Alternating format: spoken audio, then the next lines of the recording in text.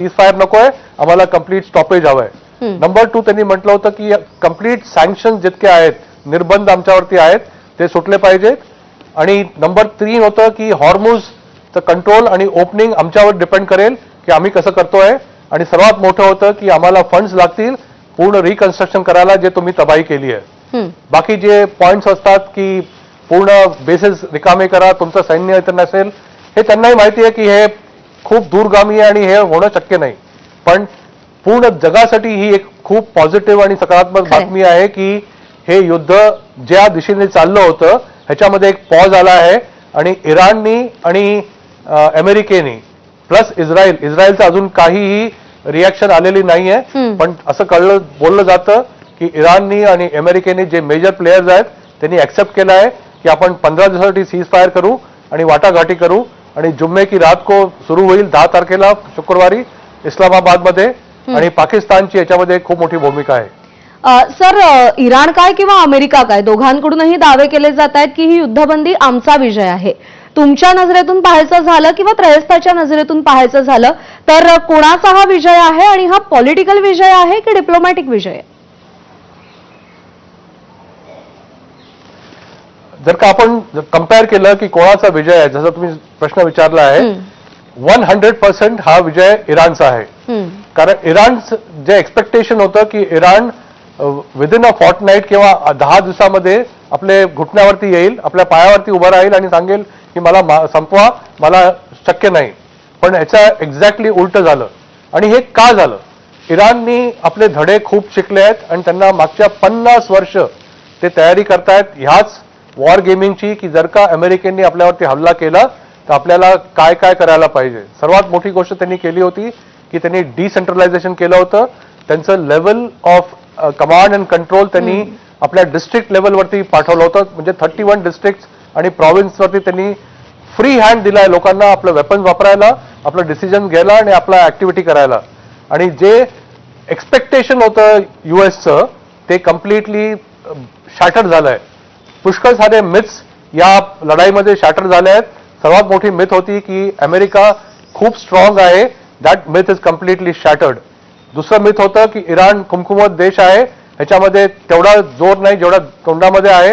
हे कम्प्लिटली खोटं ठरलेलं आहे. आणि आपण पाहिलंय की इराणने ज्या प्रकारे स्वतःला उभं केलं आहे आणि आपल्याला दर्शवलं आहे, हे जाहीर करतं की ही विक्ट्री कम्प्लिटली इराणची आहे. आणि जोपर्यंत इराणला ऑनरेबल एक्झिट मिळत नाही तोपर्यंत ही लढाई पूर्णपणे शांत होणार नाही. आणि अमेरिकेला गत्यंतर नव्हतं, धमकी कितीही देऊ शकतात ते लोक, पण त्यांचा जो खर्च होत होता आणि त्यांची पूर्ण देशामध्ये हाहाकार होता आणि त्याची इकॉनॉमी कोलमडत होती. त्यामुळे दोघांसाठी हा एस्केप रूट होता, but victory to Iran. Sir, इराणकडून ज्या अटी या सगळ्यामध्ये ठेवण्यात आलेल्या आहेत किंवा जे दावे आपण काही वेळापूर्वी पाहिले ते चर्चेच्या टेबलवरती अमेरिका कितपत एक्सेप्ट करू शकते? कारण का त्यातला सगळ्यात महत्वाचा मुद्दा आहे तो म्हणजे युरेनियम प्रोग्रामचा आणि तो पुढे तसाच चालू ठेवावा असं इराणनं म्हटलेलं आहे किंवा इराणला अमेरिकेनं नुकसान भरपाई द्यावी. आता तुम्ही अमेरिकेच्या अर्थव्यवस्थेबद्दल सुद्धा भाष्य केलं. या सगळ्या अटी टेबलवर, चर्चेच्या टेबलवरती कितपत ग्राह्य धरल्या जाऊ शकतात?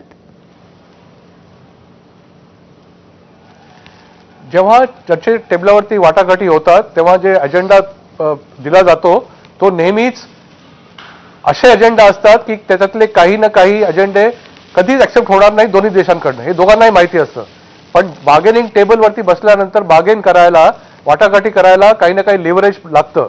म्हणून अशा पॉइंट्स दिले जातात ज्याच्यामध्ये अल्टिमेटली म्हटलं जातं की आम्ही दोघांनीही क्लाइम डाऊन केलंय आणि आम्ही म्हटलंय की आता आम्ही ह्या पॉइंटवरती एक्सेप्शन झालंय, या पॉइंटवरती कन्व्हर्जन झालंय आणि आम्ही पुढे जाऊ. तुम्ही बोलले न्यूक्लिअर वेपन सिस्टम बद्दल, मी थोडा टाइम मध्ये मागे जाऊ इच्छितो. जेव्हा 25 जून म्हणजे जेव्हा मिडनाईट हॅमर स्ट्राईक केलं होतं अमेरिकेने आणि तेव्हा इस्रायलनी आपल्या ऑपरेशनचं नाव दिलं होतं रायझिंग लायन. आता नावं आहेत एपिक फ्युरी आणि रोर ऑफ लायन. तेव्हा अशी स्थिती निर्माण झाली होती की त्या दिवशी किंवा त्याच्या 2 दिवसानंतर वाटाघाटीवरती MOU साईन होणार होता ज्याच्यामध्ये इराणनी म्हटलं होतं की आम्ही आमचा न्यूक्लिअर प्रोग्राम पुढे घेऊन जाऊ इच्छित नाही. आम्ही युरेनियम एनरिचमेंट 60% पर्यंत करू जे की सिव्हिलियन यूजसाठी आहे. क्रिटिकल युरेनियम एनरिचमेंट न्यूक्लिअर वेपनसाठी जे लागतं ते आम्ही करणार नाही आहे. त्यांनी एवढंही म्हटलं होतं की आम्ही स्टॉक फाईल्स ठेवणार नाही आहे.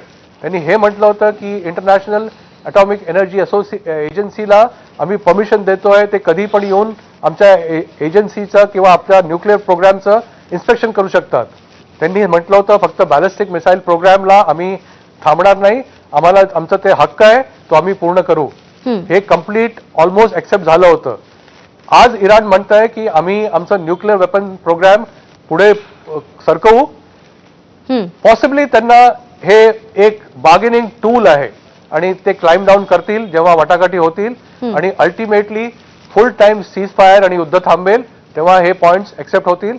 अमेरिकाही आपले पॉइंट्स कमी करेल, इराणही आपले पॉइंट कमी करेल आणि कन्व्हर्जन्स होईल तेव्हा शांती होईल.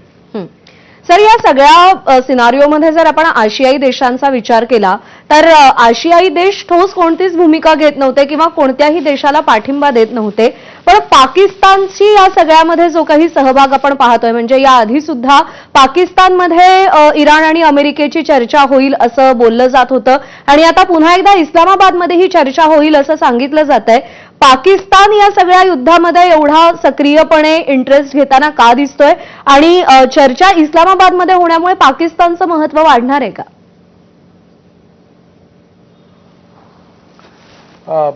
जरूर. आपण पाहतो जेव्हा एक सुपर पॉवर लढाईमध्ये जातात ती लढाई लंबी चालते. फॉर एक्झाम्पल आपण पाहतो युक्रेन रशिया 24 फेब्रुवारी 2022 पासून ते युद्ध सुरू आहे. ह्यामध्ये अमेरिका असल्यामुळे बाकी सुपर पॉवर्स इंटरफिअर करत नाहीत. आपण पाहिलं चायना आणि रशिया तटस्थ होते, इंटेलिजन्स इनपुट देत होते, वेपन्स ॲडवायझरी देत होते, फंड्स देत होते, आर्म्स ॲम्युनिशन देत होते, पण त्यांनी डायरेक्टली कधी इंटरव्हेन्शन नाही केलं. तर इनिशिएटिव्ह कोण घेईल? दोन देश होते जे इनिशिएटिव्ह घेऊ शकत होते, भारत आणि पाकिस्तान, ज्यांचे संबंध अमेरिकेशी पण चांगले आहेत, ज्यांचे संबंध इस्रायलशी पण चांगले आहेत. पाकिस्तानचे संबंध इस्रायलशी चांगले नाही आहेत, पण भारताचे तिन्ही देशांमध्ये जे इन्व्हॉल्ड आहेत त्यांच्याशी संबंध चांगले होते. पण भारताची कूटनीतीप्रमाणे जो की एक मास्टर स्ट्रोक होता, भारताने ठरवलं होतं वेट अँड वॉच. तर नेक्स्ट बेस्ट कोण होतं? पाकिस्तान. आणि अशा वेळा जेव्हा सुपर पॉवर्स इन्व्हॉल्ड असतात ते पण एक एस्केप रूट पाहतात की कशा आपल्याला याच्यातनं बाहेर पडता येईल, कारण अंगाशी आलेलं असतं. आणि पाकिस्तानच्या बरोबर इजिप्त, तुर्की आणि काही पर्सेंटेजमध्ये सौदी अरेबियाने पण ह्याच्यामध्ये भाग घेतला होता. कारण जितके मिडल ईस्ट किंवा आखाती देश आहेत सगळ्यांचं भरपूर नुकसान होत होतं. आणि आपण पाहतोय की जे 10 पॉईंट क्लॉजेस दिले आहेत, पॉईंट प्रोग्राम दिला आहे, त्याच्यामध्ये हे पण लिहिलं आहे की अमेरिकन बेसेस कम्प्लिटली इथून रिमूव्ह झाले पाहिजे, नाहीतर ह्यांचा आम्ही पूर्ण नाश करू. आणि जेव्हा धमकी दिली होती ट्रम्पने की मी एक सिव्हिलायझेशन संपवेल, तेव्हा इराणनी म्हटलं होतं की पूर्ण आखाती देश आणि Saudi Arabia we will lead it to darkness, म्हणजे पूर्ण हाहाकार होईल आणि हे कम्प्लीट देश नष्ट होतील जर का तुम्ही आम्हाला नष्ट केलं तर.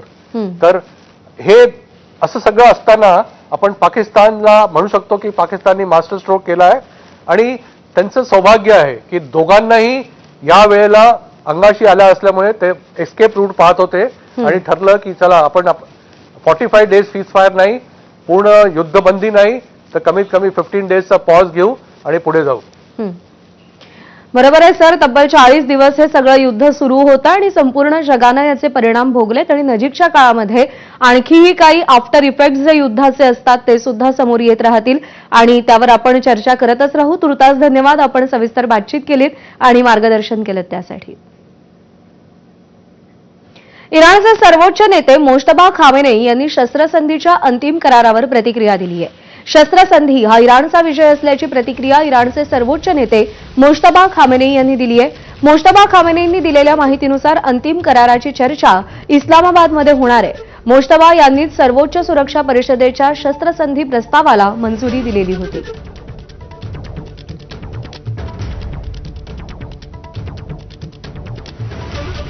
दरम्यान इराणनं चीनच्या सांगण्यावरून वाटाघाटी केल्या असाव्यात असं मत डोनाल्ड ट्रम्प यांनी व्यक्त केलंय.